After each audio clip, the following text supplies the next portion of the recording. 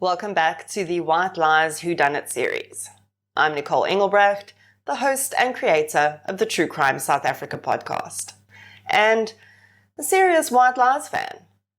I have no idea how we made it through the last week between episodes, but we managed it, and if WTF had a visual representation, then last night's episode was it.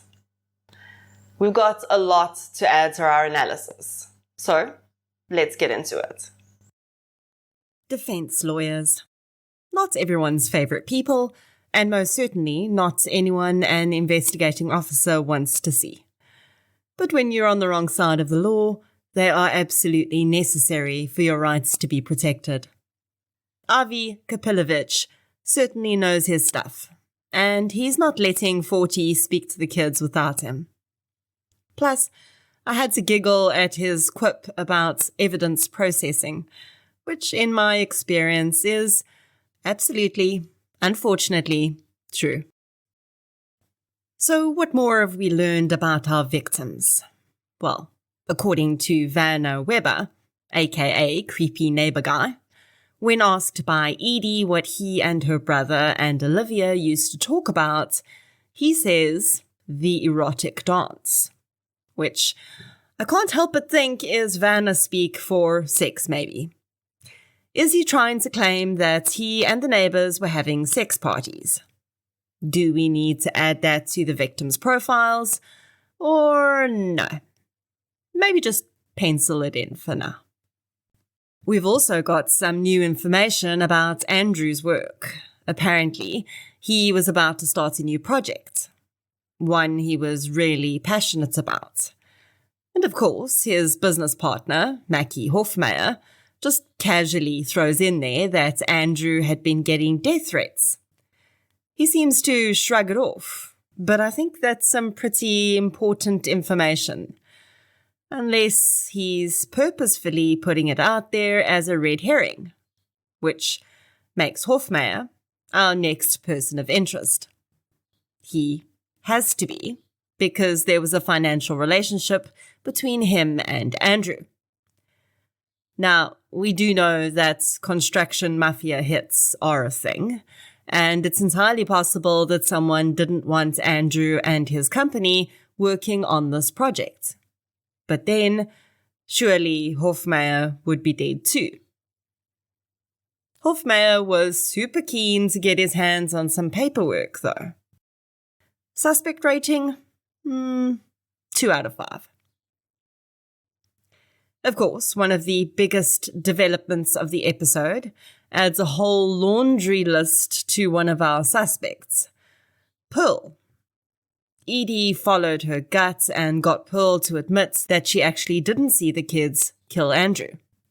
In fact, she says she heard the gunshot, and then she heard the car pull up with Olivia and the kids in after that.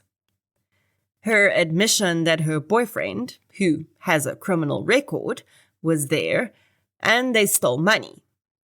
So, while that doesn't make Pearl a killer, it most certainly pushes her way up the suspect list, and pushes Daniel and Jamie down just a little.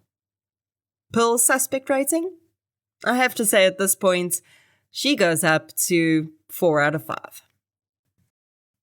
Daniel, though, has given us some further cause for concern. He behaved pretty oddly in his jail cell, and then showed his temper around Edie. Also, he seems to be slipping into the my house role very easily. In addition to that, there's the secret phone calls, and Banjo's statement that he saw a Witzian. That is what he said, right? But there's very little evidence against Daniel right now.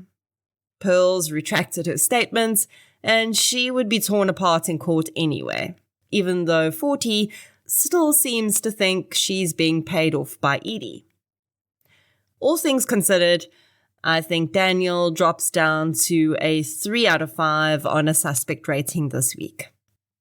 And can we please talk about Edie's undeniable quote of the episode? It's always safe on your own. It's other people that are dangerous. That's final scene, though. Daniel is abducted, and that puts a pretty big spanner in the works. And Robert is just there as though he doesn't have a care in the world. Somehow, I think young Robert Webber is going to play a bigger role in this than we originally thought. So, who has taken Daniel, and why? And is Robert involved?